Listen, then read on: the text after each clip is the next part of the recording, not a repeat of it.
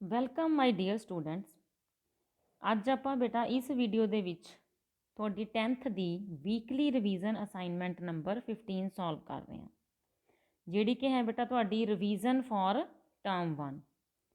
ਸਾਰੇ ਕੁਐਸਚਨਸ ਬਹੁਤ ਇੰਪੋਰਟੈਂਟ ਨੇ। ਵੀਡੀਓ ਨੂੰ ਸਟਾਰਟਿੰਗ ਤੋਂ ਲੈ ਕੇ ਐਂਡ ਤੱਕ ਧਿਆਨ ਨਾਲ ਦੇਖਣਾ, ਨੋਟਬੁੱਕ ਤੇ ਪੈਨ ਨਾਲ ਰੱਖਣਾ ਤੇ ਸਮਸ ਨੂੰ ਸੋਲਵ ਕਰਦੇ ਰਹਿਣਾ। ਫਸਟ ਕੁਐਸਚਨ ਹੈ ਬੇਟਾ, ਇੱਕ ਨਿਸ਼ਚਿਤ ਘਟਨਾ ਦੀ ਸੰਭਾਵਨਾ ਕੀ ਹੁੰਦੀ ਹੈ? What is the probability of N sure event? ਤਾਂ ਸ਼ੋਰ ਇਵੈਂਟ ਦੀ ਪ੍ਰੋਬੇਬਿਲਿਟੀ ਕਿੰਨੀ ਹੁੰਦੀ ਹੈ ਬੇਟਾ? 1। ਅਤੇ ਜੇ ਅਸੰਭਵ ਘਟਨਾ ਹੋਵੇ ਤਾਂ ਉਹਦੀ ਸੰਭਾਵਨਾ ਕਿੰਨੀ ਹੁੰਦੀ ਹੈ? 0। ਅਤੇ ਸੰਭਾਵਨਾ ਜਾਂ ਪ੍ਰੋਬੇਬਿਲਿਟੀ ਕਿਹਦੇ ਵਿਚਕਾਰ ਲਾਈ ਕਰਦੀ ਹੈ? 0 ਤੋਂ 1 ਦੇ ਵਿਚਕਾਰ। ਠੀਕ ਹੈ ਜੀ, ਨੈਗੇਟਿਵ ਵੀ ਨਹੀਂ ਹੋ ਸਕਦੀ, 1 ਤੋਂ ਵੱਡੀ ਵੀ ਨਹੀਂ ਹੋ ਸਕਦੀ। ਨੈਕਸਟ ਕੁਐਸਚਨ, ਇਹਦੇ ਵਿੱਚ ਹੈ ਬੇਟਾ ਦੇਖੋ, ਇੱਕ ਬਿੰਦੂ ਹੈ ਕਹਿੰਦੇ ਏ, ਉਸ ਤੋਂ ਜੇ ਕੇਂਦਰ ਦੀ ਦੂਰੀ ਨਾਪਦੇ ਹਾਂ ਤਾਂ 25 ਸੈਂਟੀਮੀਟਰ ਹੈ। ਅਤੇ ਇਸ ਤੋਂ ਜੇ ਆਪਾਂ ਸਪਰਸ਼ ਰੇਖਾ ਡਰਾ ਕਰਦੇ ਹਾਂ ਤਾਂ ਉਹਦੀ ਲੰਬਾਈ ਕਿੰਨੀ ਹੈ? 24 ਸੈਂਟੀਮੀਟਰ। ਅਤੇ ਫਾਈਂਡ ਕਰਨਾ ਆਪਾਂ ਰੇਡੀਅਸ। ਤਾਂ ਇੱਥੇ ਆਪਣੇ ਕੋਲ ਕੋਣ ਕਿੰਨਾ ਹੁੰਦਾ? 90 ਡਿਗਰੀ ਦਾ। ਇਹ ਰੂਲ ਤੁਸੀਂ ਯਾਦ ਰੱਖਣਾ ਹੈ। ਅਰਧ ਵਿਆਸ ਸਪਰਸ਼ ਰੇਖਾ ਨੂੰ ਸਪਰਸ਼ ਬਿੰਦੂ 'ਤੇ ਲੰਬ ਹੁੰਦਾ। ਜਦੋਂ ਲੰਬ ਬਣ ਗਿਆ ਬੇਟਾ, ਪਰਪੈਂਡੀਕੂਲਰ ਹੋ ਗਿਆ, ਤਾਂ ਇੱਥੇ ਤੇ ਆਪਣੀ ਪਾਇਥਾਗੋਰਸ ਥਿਓਰਮ ਲੱਗੇਗੀ। 90 ਦੇ ਸਾਹਮਣੇ ਵਾਲੀ ਸਾਈਡ ਜਿਹੜੀ ਹੁੰਦੀ ਆ ਉਹ ਕਰਨ ਹੁੰਦੀ ਹੈ। ਤਾਂ ਆਪਣਾ ਕਰਨ ਕਿੰਨਾ ਹੈ? 25।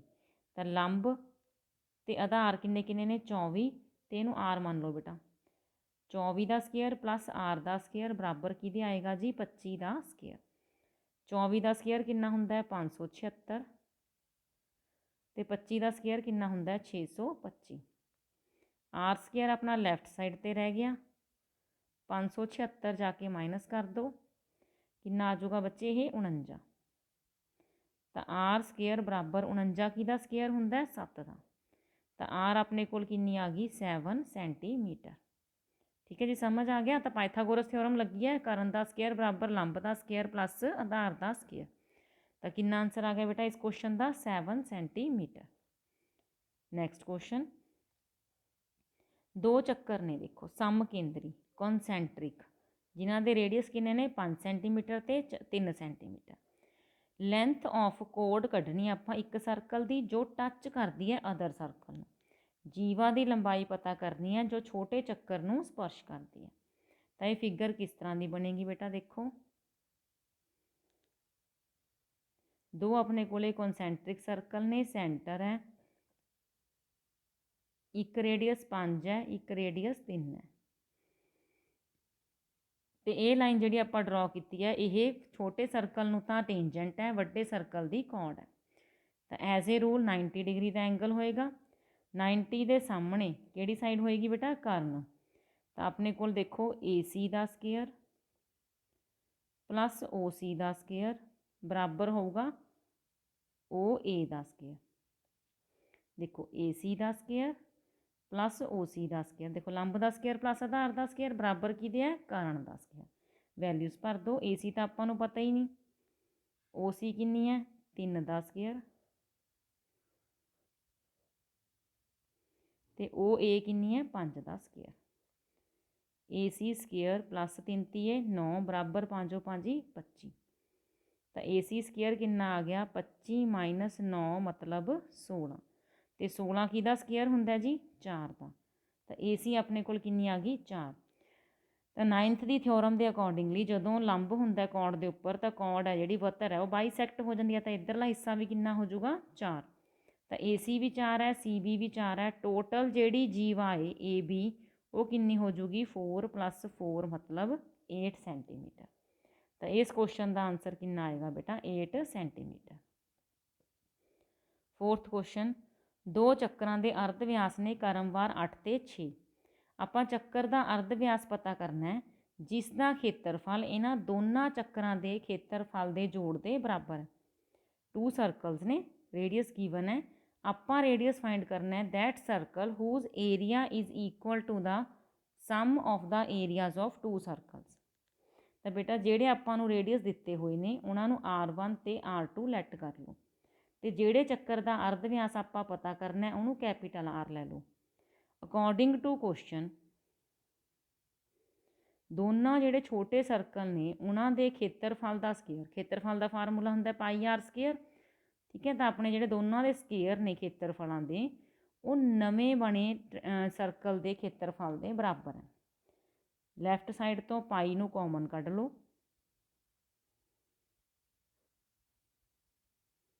ਪਾਈ ਦੋਨੋਂ ਪਾਸੇ ਕੈਂਸਲ ਹੋ ਗਿਆ।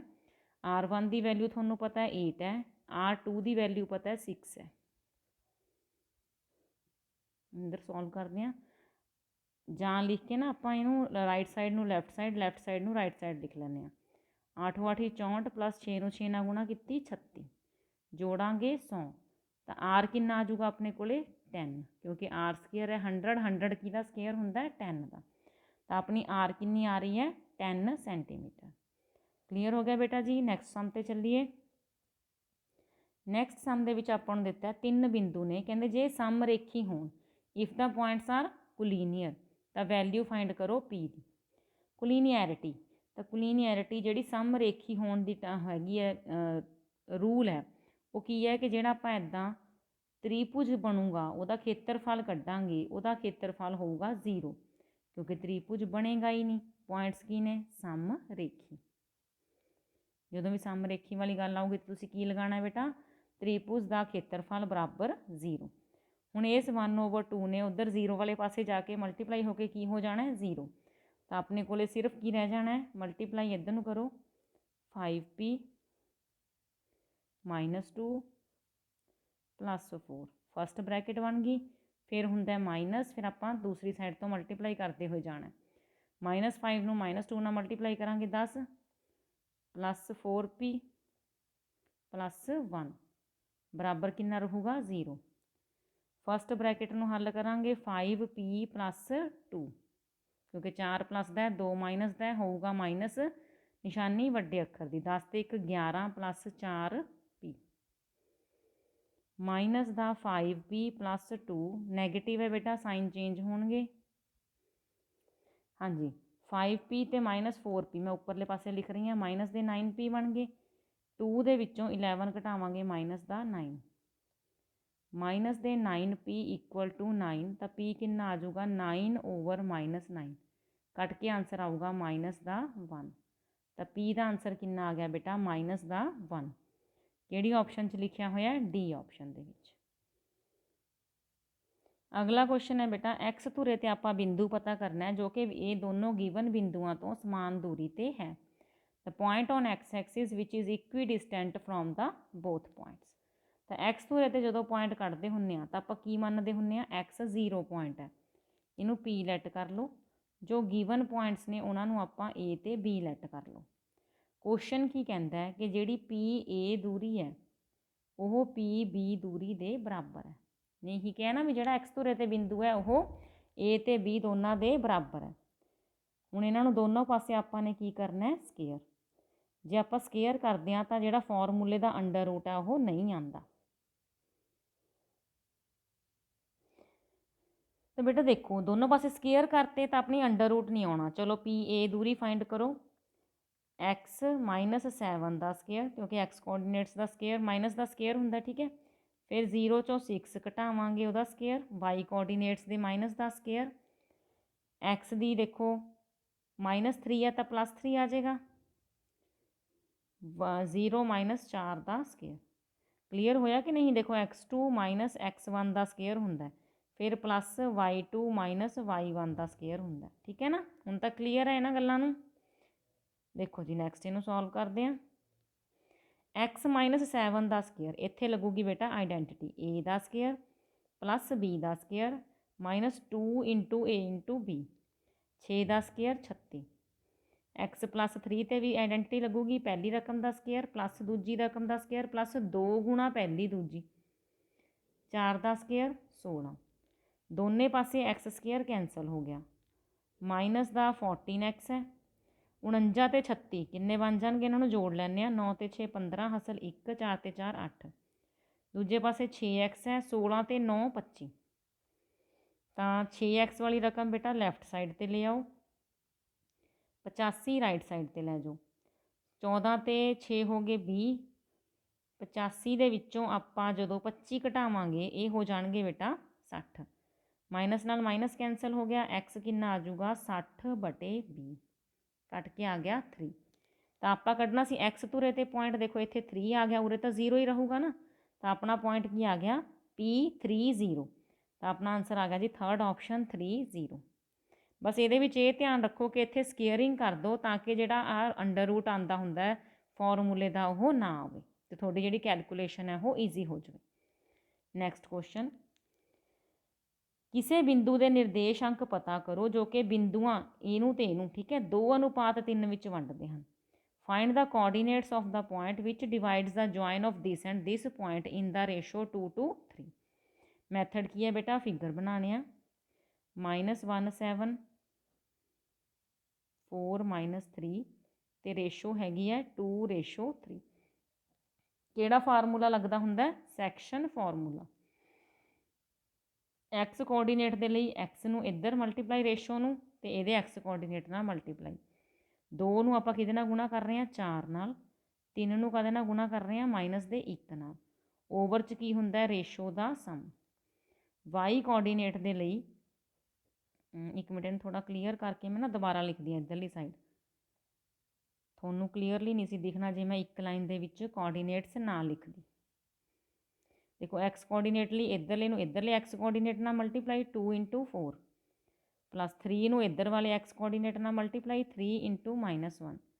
ओवर दे विच हुंदा है दोनों रेशोआं दा सम। वाई कोऑर्डिनेट के लिए इसे 2 नूं वाई कोऑर्डिनेट नाल मल्टीप्लाई, इसे 3 नूं वाई कोऑर्डिनेट नाल मल्टीप्लाई, ओवर दे विच दोनों रेशोआं दा सम। तो फस्ट की बन गया अपने को 4 दूनी 8 -3 ओवर 5, 3 दूनी 6 -10 प्लस 7 दिया 21/5।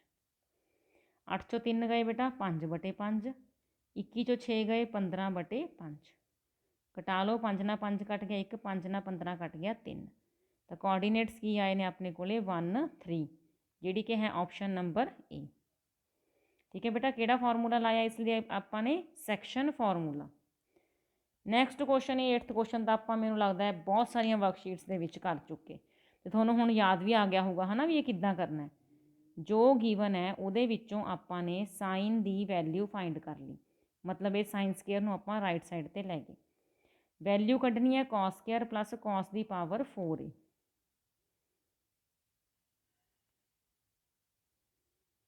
तो इत्थे कॉस स्केयर ही लिखो, जिहड़ा कॉस 4 है उन्होंने आपां स्केयर दी स्केयर लिख सकते हैं ना।